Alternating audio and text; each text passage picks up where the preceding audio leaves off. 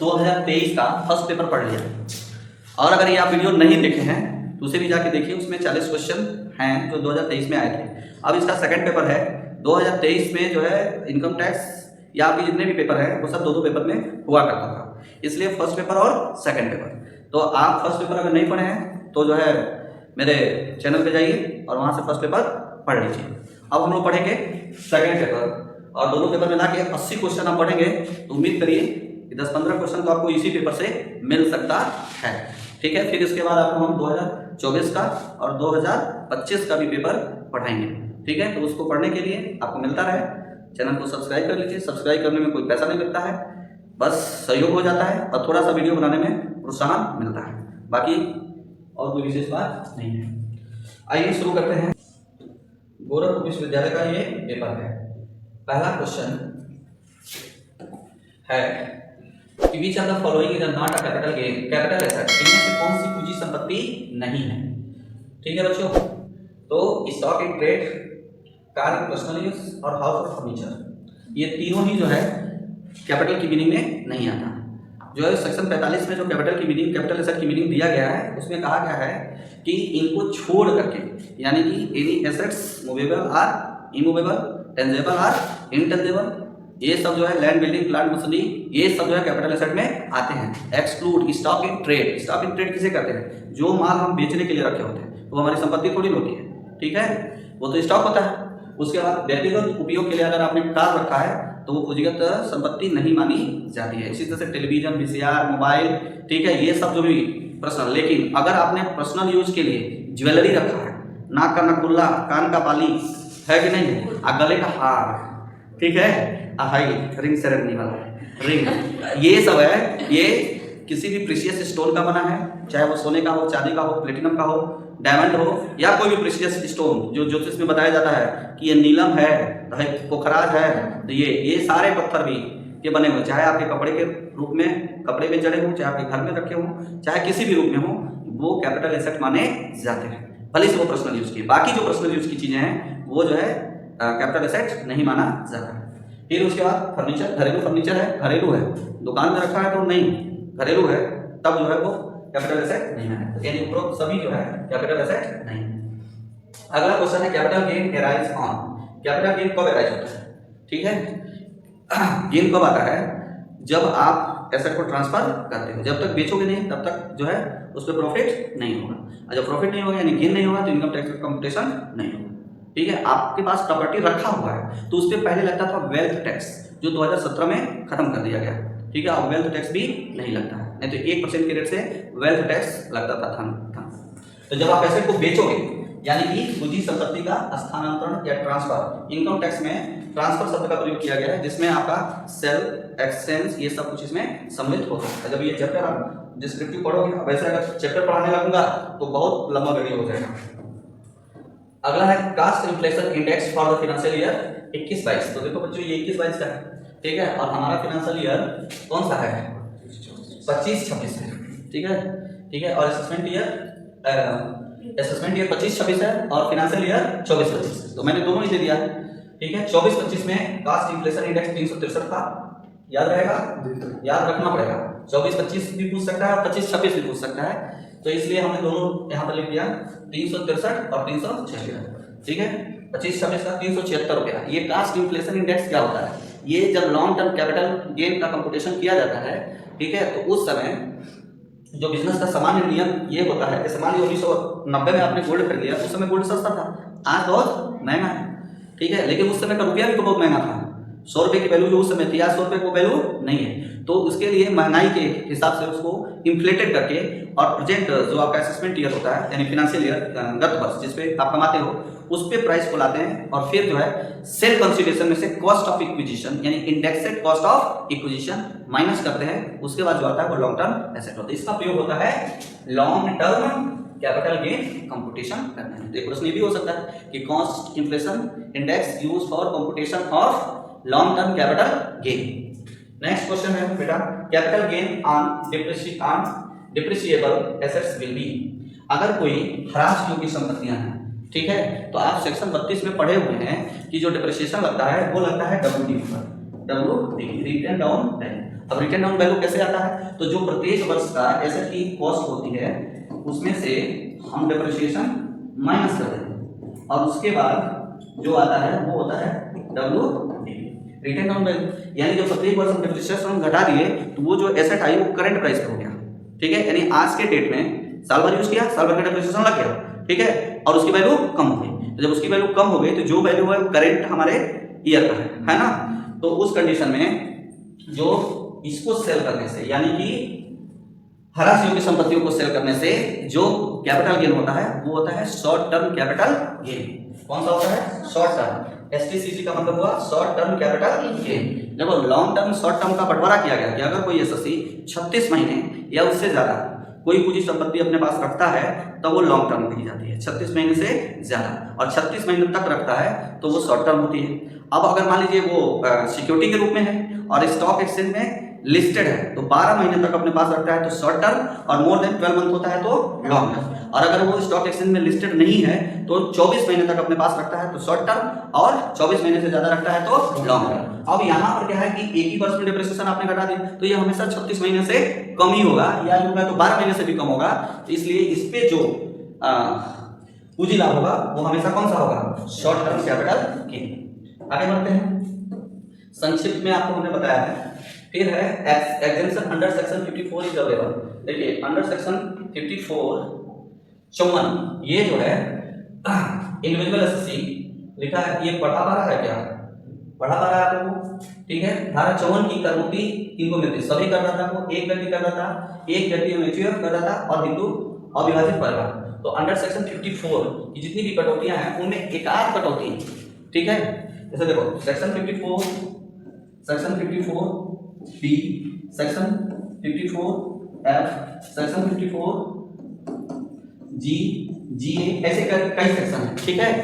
ये जो सेक्शन है 54 ये केवल और केवल इंडिविजुअल एक व्यक्ति करदाता को ही मान्य होता है, ठीक है। और ये कहता है कि घर बेचो और घर खरीद लो। अगर आप घर बेचते हो और घर उसके बदले में खरीदते हो बशर्ते वो लॉन्ग टर्म होना चाहिए, ठीक है। लॉन्ग टर्म अपना रहने का घर बेचिए, रेसिडेंशियल हाउस और रेसिडेंशियल हाउस परचेस कर लीजिए, तो जितना कैपिटल गेन हुआ होगा वो और जितने में आपने नई मकान खरीदी हो इन दोनों में जो कम अमाउंट होगा उतने को आपको छूट दे दी जाएगी। पूरे सेक्शन की चर्चा करेंगे तो वीडियो लंबा हो जाएगा। तो किसको मिलता है? इंडिविजुअल एसएससी को। आगे है if company purchase its own share there will be capital gain to the. अगर कंपनी जो है स्वयं के अंशों को खरीदती है तो पूंजी लाभ होगा, ठीक है। किसके लिए होगा? तो जो बेचेगा उसके लिए होगा ना। कौन बेचेगा? शेयर होल्डर बेचता है और कंपनी खरीदती है। इक्विटी शेयर्स का कौन परचेस होता है? प्रेफरेंस शेयर का रिडम्पशन होता है। तो शेयर होल्डर बेचेगा तो जो उस पर लाभ होगा वो किसके लिए होगा? शेयर होल्डर्स के लिए होगा, यानी अंश धारक शेयर होल्डर के लिए। करेक्ट आंसर ये। आगे बढ़ते हैं, अगला क्वेश्चन है cost of acquisition on which asset shall be nil. कह रहा है किस संपत्ति के लिए प्राप्ति की लागत शून्य मानी जाएगी, यानी कि मान लिया जाएगा कि वो आपको फ्री में मिला हुआ है, ठीक है। कॉस्ट ऑफ एक्विजिशन का मतलब होता है प्राप्त करने की लागत, यानी जितने में आपने परचेस किया, साधारण शब्दों में समझिए। तो वो कहता है कि हम मानेंगे नहीं, यानी जितना पैसा भी सेल कंसिडरेशन होगा वो पूरा टैक्सेबल हो जाएगा ऐसे कंडीशन में, यानी कि उसमें से लागत घटाया नहीं जाएगा। कॉस्ट ऑफ एक्विजिशन शून्य। तो बच्चों जो अब इसमें लिखा है 1 अप्रैल 1981 से पूर्व प्राप्त बोनस, यही करेक्ट आंसर है। यानी कि 1 अप्रैल 1981 से पहले अगर आपको बोनस शेयर मिला है तो वह जो है उसकी कॉस्ट ऑफ एक्विजिशन शून्य मानी जाएगी। बोनस शेयर क्या होता है? फ्री में मिलता है ना, क्यों? लेकिन किसको मिलता है? जो पहले से शेयर होल्डर है, ठीक है। आगे बढ़ते हैं, अगला क्वेश्चन है question number 8। Liability to advance tax arise when the payable is, यानी कि कब आपको एडवांस टैक्स देना कंपल्सरी हो जाता है, ठीक है बच्चों। तो अगर किसी व्यक्ति का एक वर्ष में कर दायित्व 10,000 या उससे ज्यादा का रकम होता है, यानी कि आप सेल्फ असेसमेंट करते हैं और सेल्फ असेसमेंट करने के बाद आपको लगता है कि हमारी टैक्स लायबिलिटी 10,000 या उससे ज्यादा है, तो 15 जून पहली किस्त देने का समय होता है, ठीक है। तो 10,000 से ज्यादा का है तो आपको एडवांस टैक्स देना पड़ेगा, अगर नहीं दिए तो इस पे ब्याज देना पड़ जाएगा बाद में, जो पैसा बाकी है। अगला है capital gain arise from the transfer of the following assets. Capital gain किस पे होता है? कैपिटल एसेट होता है। जब आप कैपिटल एसेट बेचोगे यानी पूंजी लाभ कब उत्पन्न होगा? पूंजी संपत्ति पर, ठीक है। आगे बढ़े, अगला क्वेश्चन है क्वेश्चन नंबर 10। दीर्घकालिक पूंजी संपत्ति के लिए करदाता के पास भूमि कितनी अवधि के लिए रहनी चाहिए? भैया अभी मैंने आपको बताया था कि 36 माह या उससे ज्यादा, ठीक है। क्या लिखा है, for the period of land be held by the assets to be a long term capital assets. अब यहाँ पर तो मोर देन 24 मंथ लिखा है, ये गलत है, ठीक है, क्या है 36 महीने, ठीक है, 36 महीने से ज्यादा आपके पास होना चाहिए तभी जाके लॉन्ग टर्म। अगला क्वेश्चन है, profit arise and transfer of depreciable asset is called, यानी कि ह्रासयोग्य संपत्ति के हस्तांतरण पर उत्पन्न लाभ क्या कहा जाता है। हाँ, क्या कोई प्रश्न है, कोई प्रश्न, तब क्या बोल रहे हैं, ह्रासयोग्य संपत्तियों के हस्तांतरण को उत्पन्न लाभ क्या कहा जाता है। अभी मैंने बताया कि जो भी डिप्रिसिएबल एसेट होता है, ये क्वेश्चन रिपीट है थोड़ा सा घुमा के, है कि नहीं, इसे क्या बोलते हैं, अल्पकालिक सूचीना, शॉर्ट टर्म कैपिटल गेन। अगला क्वेश्चन है, dividend declare by A domestic company is taxable. देखिए, भारतीय कंपनी के द्वारा जो डिविडेंड दिया जाता है वह जो है करदाता के हाथ में जो है करमुक्त माना जाता है। अब लिखा है dividend declare by domestic company is taxable in the hand of share holders, किसको मिलेगा, शेयर होल्डर को मिलेगा। तो किसके हाथ में टैक्सेबल होगा, शेयर होल्डर्स के हाथ में, ठीक है। पहले ये टैक्सेबल नहीं होता था, पहले टैक्स फ्री होता था, क्योंकि कंपनियां जितना डिविडेंड देती थी उस पर जो टैक्स की राशि होती थी वो वही पेमेंट कर देती थी, तो ऑलरेडी उस पर टैक्स दिया जा चुका होता था, इसलिए वो टैक्स फ्री होता था, लेकिन अब ऐसा नहीं है। अगला क्वेश्चन है, winning from lotteries, crossword puzzles and casual income and hence, यानी कि लॉटरी, क्रॉसवर्ड पजल्स आदि से जीती आकस्मिक आय होती है। देखो भाई, ये जो कैजुअल इनकम होता है ना, वो पूर्णतः कर योग्य माना जाता है, कोई उस पर जो है डिडक्शन नहीं दिया जाता है। आप लॉटरी टिकट खरीदे, ठीक है, तो लॉटरी टिकट का जो पैसा होता है वो भी नहीं घटाया जाता है, ठीक है। जैसे बिजनेस में मान लीजिए आपने 100 रुपये का माल खरीदा, 110 रुपये बेच दिया, तो लाभ आपका 10 रुपये माना जाएगा, लेकिन अगर लॉटरी आपने 100 रुपये खरीदा और 200 रुपये जीता तो पूरा 200 रुपये लाभ माना जाएगा, यानी 100 रुपया नहीं घटाया जाएगा। तो ये क्या होगा, फुल्ली कर योग्य। नेक्स्ट है, which of the following does not come under the category of transfer. कह रहा है कि इनमें से कौन सी हस्तांतरण की श्रेणी में नहीं आता। ये कैपिटल गेन का है, ट्रांसफर की मीनिंग जो बताया गया उसमें है कि अगर किसी व्यक्ति को वसीयत में या उपहार में, उपहार मतलब क्या होता है, गिफ्ट, एक विल या गिफ्ट के रूप में जो है कोई पूरी संपत्ति मिल जाती है तो उसको ट्रांसफर नहीं माना जाता। तो करेक्ट आंसर होगा बोथ ए एंड बी, ठीक है। नेक्स्ट अगला क्वेश्चन है, capital gain is classified into how many types, ठीक है। कैपिटल गेन को कितने भागों में बांटा गया है, तो भाई दो ही होता है, एक लॉन्ग टर्म और एक शॉर्ट टर्म, इसमें कोई ऑप्शन ही नहीं दिया, ठीक है, तो none of these. Correct answer क्या होगा, नन ऑफ दीज। और कितने प्रकार का होता है, दो प्रकार का, लॉन्ग टर्म और शॉर्ट टर्म, और इसमें कोई दो ऑप्शन नहीं दिए। अगला क्वेश्चन है, computation of capital gain is done under which section of income tax is act. पूंजी लाभ की गणना आयकर अधिनियम की किस धारा के तहत किया जाता है। शुरू तो होता है सेक्शन 45 से, ठीक है ना बच्चों, लेकिन इसमें सेक्शन 45 दिया नहीं, तो उसके बाद 54 तक होता है, सेक्शन 45 से लेके 54 तक। अब ये 54 सेक्शन है ये डिडक्शन का है, इसका है डिडक्शन, और यहाँ टैक्स कंप्यूटेशन की बात करता है। बाकी 56 तो एकदम हम अदर सोर्सेज में आ जाता है, तो बचता कौन सा सेक्शन है, 48, ठीक है। सेक्शन 48 में ट्रांसफर की मीनिंग वगैरह के बारे में बताया गया है, ठीक, इसलिए करेक्ट आंसर क्या होगा, बी ऑप्शन। जो आपको ऑप्शन मिलता है उसी में से करेक्ट करना होता है। अभी नहीं करेक्ट हमने गलती मेरा ऑप्शन में नहीं किया, क्यों, ठीक। अगला है, alternative income tax is not applicable, जो वैकल्पिक न्यूनतम का किस पे लागू नहीं होता। तो बेटा ये नॉन कॉर्पोरेट जितने भी एसएससी होते हैं उन पे वैकल्पिक न्यूनतम कर लागू होता है, नॉन कॉर्पोरेट एसएससी। तो इसमें एकल व्यापारी नॉन कॉर्पोरेट होता है, साझेदारी फर्म नॉन होता है, association of person non corporate होता है, लेकिन कंपनी क्या होती है, कॉर्पोरेट होती है। तो इसी पर जो है अल्टरनेटिव इनकम टैक्स एप्लीकेबल नहीं होता, ठीक है। AMT, ठीक है, कंपनियों पे लागू दूसरा होता है, MAT होता है। अगला क्वेश्चन है, rent receive by tenant from the subletting a portion of the house is taxable under the head. जैसे मान लीजिए आपने एक हाउस लिया किराए पे अतुल जी, ठीक है, अभी इनका ब्याह हुआ, नया नया दोना हुआ, ठीक, तो इन्होंने 2 कमरे के मकान किराए पे ले लिया दिल्ली में, ठीक है। अब इनके ससुराल वालों ने कहा कि भैया हमारे वहाँ का रिवाज है कि हमारे वहाँ लड़की जाती है तो 10 दिन बाद जो है उसकी विदाई हो जाती है, मायके आ जाती है, फिर साल भर तुम्हारा नहीं होता। तब इनकी कन्या जो ये जो कन्या है ये चली गई मायके, ठीक है, हमारे चली गई, अब 2 कमरा है, तो हई है तो हई, अभी क्या करें, साल भर तक इनको पता है कि हमारी बीवी आने वाली नहीं है, तो इतने समय तक ये मकान इन्होंने अंशु को किराए पे दे दिया, ठीक है। अब अपने लिए थे मान लो 20,000 रुपये में पूरी मकान, यानी एक कमरे का कितना होगा 10,000 पर रूम 10,000 हुआ। तो इन्होंने क्या किया, एक रूम अंशु को 15,000 रुपये में दे दिया, कहा जितने में लिया उतने में तुमको दे दे रहा हूँ, ठीक है, 1 साल के लिए। तो अब बताइए मकान मालिक को 10,000 देना है और ये पा रहे हैं 15,000, तो 5,000 रुपये इनको प्रॉफिट हो रहा है। अब प्रश्न यही पूछता है कि ये जो प्रॉफिट 5,000 का है ये किस हेड में टैक्सेबल होगा। भाई इनकम तो हाउस से हुआ है, लेकिन हाउस प्रॉपर्टी में टैक्सेबल होने के लिए जरूरी होता है कि जो एसएससी है उसके नाम से हाउस होना चाहिए, ठीक है ना। तो ये तो किराए की मकान है, ये तो है ही नहीं, इसलिए हाउस प्रॉपर्टी में टैक्सेबल नहीं हो सकता। तो ये कहा जाता है इनकम फ्रॉम अदर सोर्सेस, ठीक है। नेक्स्ट अगला क्वेश्चन है which are the following salary taxable under the head income from other sources. ये सब सैलरी की इनकम है, ठीक है। अब आपको बताना है कि कौन सा इनकम फ्रॉम अदर सोर्सेस में जाएगा। एक ऐसा है जो इनकम फ्रॉम अदर सोर्सेस में, तो इसका मतलब बाकी 3 जो है इनकम फ्रॉम सैलरी हेड में टैक्सेबल होगा। सैलरी हेड में टैक्सेबल होने के लिए आवश्यक होता है कि एम्प्लॉय और एम्प्लॉयर का रिलेशन होना चाहिए, मालिक और नौकर का संबंध होना चाहिए। अब जो है जो संसद सदस्य होते हैं वो तो पूरे सरकार है, राहुल गांधी किसी के नौकर हैं, हाँ, और मोदी वो भी किसी के नौकर नहीं, वो भी संसद के सदस्य, ये खुद सरकार है, इनका कौन मालिक है भाई, ये तो खुद मालिक है। तो इनको जो सैलरी मिलती है वो किस में जाती है, इनकम फ्रॉम अदर सोर्सेस में, यानी salary to member of parliament. बाकी लोगों की सैलरी किस में जाएगी, इनकम फ्रॉम सैलरी हेड। अगला क्वेश्चन है director sitting fee for attending board meeting is. Board meeting में उपस्थित होने के लिए संचालक से प्राप्त फीस किस हेड में जाएगा। अब देखो बच्चों, जो जैसे ये संसद के सदस्य मालिक होते हैं वैसे डायरेक्टर भी कंपनी के क्या होते हैं, जितने दिन के लिए अपॉइंट होते हैं वही सबसे शक्तिशाली होते हैं। तो कंपनी और उनके बीच में नौकर मालिक का संबंध नहीं होता, ये प्रोफेशनल लोग होते हैं ना, और प्रोफेशनल लोगों को फी मिलती है।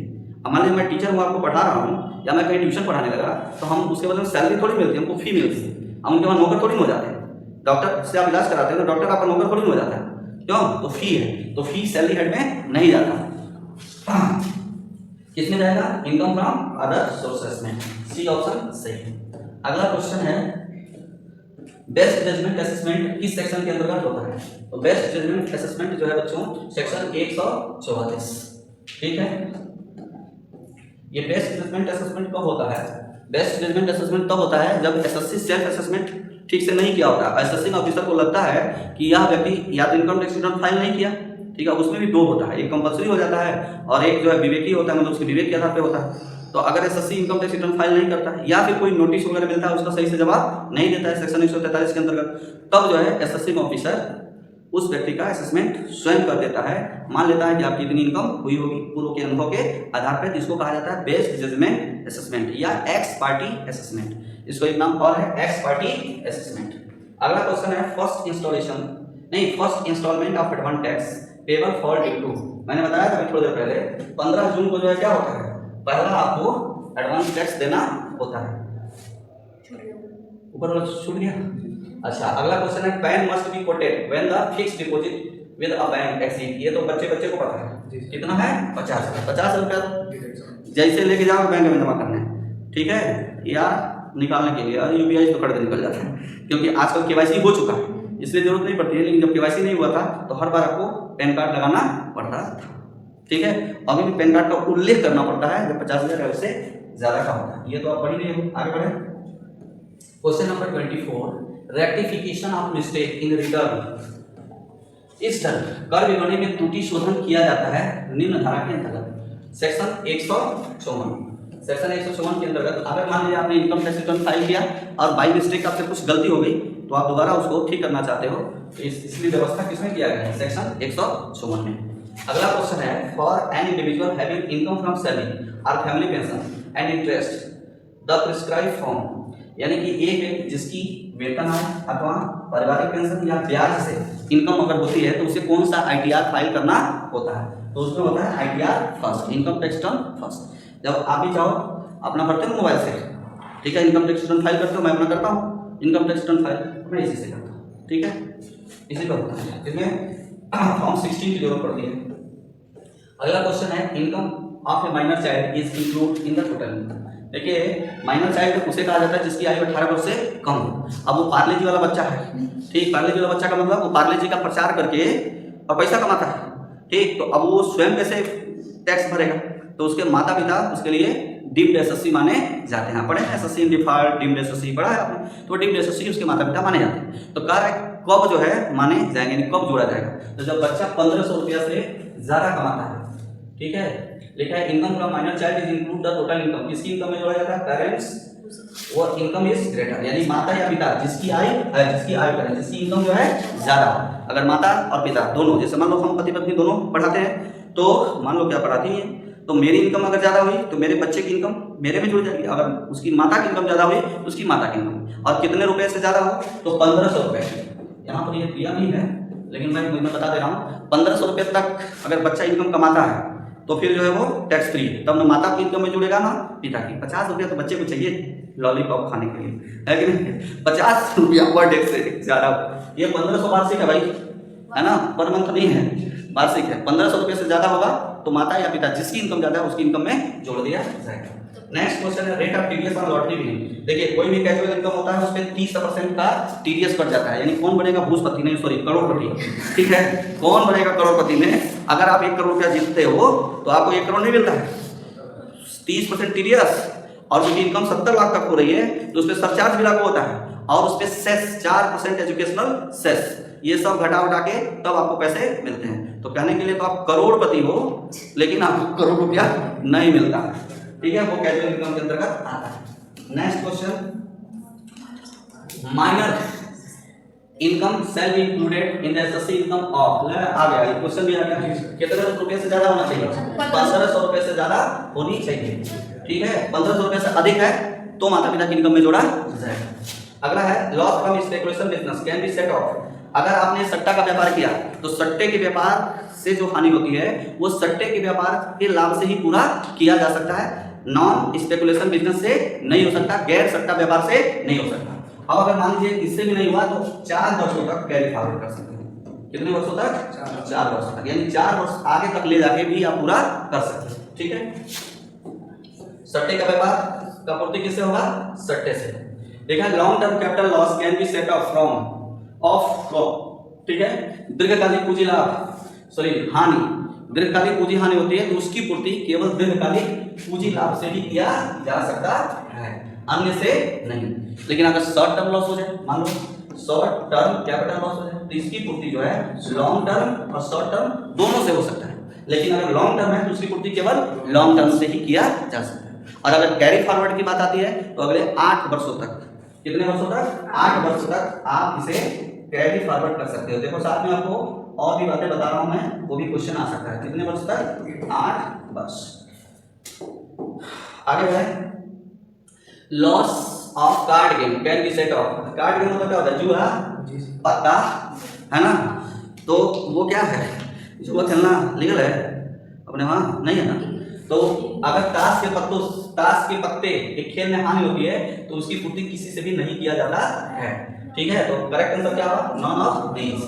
ठीक है बच्चों, नॉन ऑफ दीज, किसी से भी नहीं किया जा सकता है।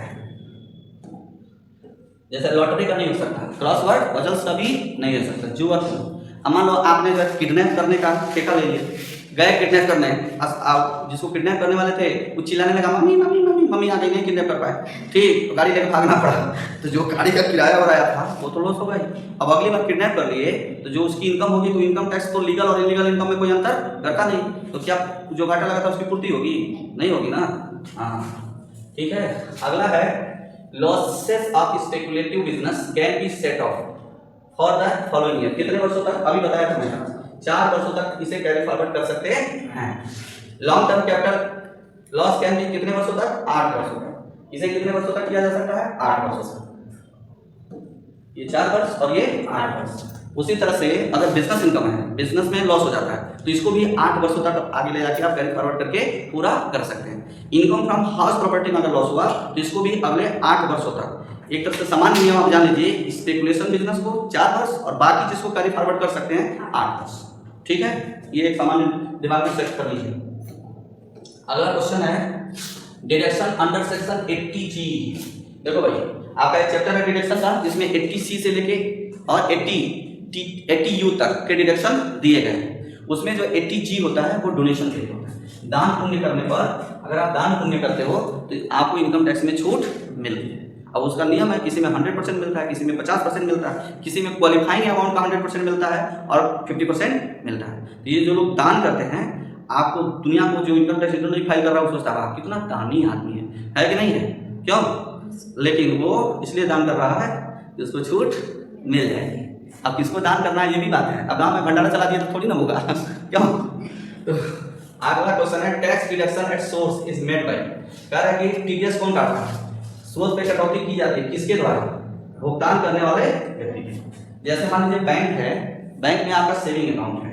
कौन सा अकाउंट? Saving account.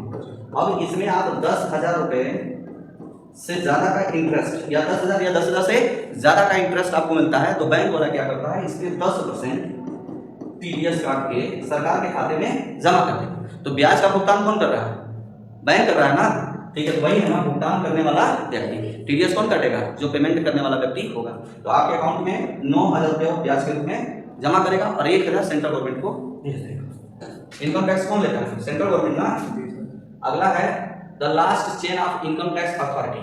देखो इनकम टैक्स अथॉरिटी में लास्ट चेन पूछ रहा, ऊपर से, ठीक है। लास्ट मतलब नीचे वाला होगा ना, ऊपर से इसका मतलब पूछ रहा है। तो जो सबसे नीचला वाला, सबसे छोटका अधिकारी जो होता है उसके बारे में, सबसे जो छोटका अधिकारी होता है उसको कहते हैं असेसिंग ऑफिसर या असिस्टेंट कमिश्नर कहा जाता है नहीं, इंस्पेक्टर, सॉरी, असिस्टेंट कमिश्नर थोड़ा ऊपर हो। असेसिंग ऑफिसर को असिस्टेंट कमिश्नर कहा जाता है। और उससे छोटका एक होता है जिसको देख करके दुकानिया बंद करके भागते हैं सब, वो कौन होता है? इंस्पेक्टर। कहीं है ऑप्शन? हाँ, इंस्पेक्टर ऑफ इनकम टैक्स, ये सबसे छोटा होता है, ठीक। आगे बढ़ते हैं। अच्छा अब ये क्वेश्चन है the maximum amount allowed deduction under section 80C। 80C में कितना अधिकतम छूट की लिमिट है? 1.5, ठीक है। अगर आप LIC कराते हो, आप म्यूचुअल फंड में पैसे जमा करते हो, अगर आपने बैंक से लोन लेके घर बनवाया है और उसका प्रिंसिपल अमाउंट पेमेंट करते हो, ये सब 80C के अंतर्गत आता है। मोटा मोटी आपको बताया, तो उसमें साल भर में 1.5 लाख रुपये तक का अगर आप प्रीमियम देते हो या प्रिंसिपल अमाउंट पेमेंट करते हो या अपने बच्चे के एजुकेशन के लिए आपने लिया और उसका प्रिंसिपल अमाउंट देते हो, तो ये सब 80C के अंतर्गत आता है। ये इंडिविजुअल और HAF दोनों को मिलता है। अधिकतम अमाउंट कितना है? 1.5 लाख।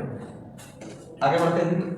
अगला क्वेश्चन है डिडक्शन अंडर सेक्शन 80DD और such disability is allowed of a fix sum. यानी कि अगर कोई SSC ऐसा है जिसके परिवार में कोई असमर्थ व्यक्ति है, असमर्थ व्यक्ति मतलब जो समर्थ नहीं है, अपना काम स्वयं नहीं कर सकता है ना, चलता वैसे चलता है, ठीक, माना विकलांग है, मैं मजाक नहीं उड़ा रहा, सॉरी, ठीक है, मैं मजाक नहीं उड़ा रहा, लेकिन वो डिसेबल पर्सन है, विकलांग व्यक्ति है, तो उसकी देख रेख करने के लिए पैसे खर्च होते हैं।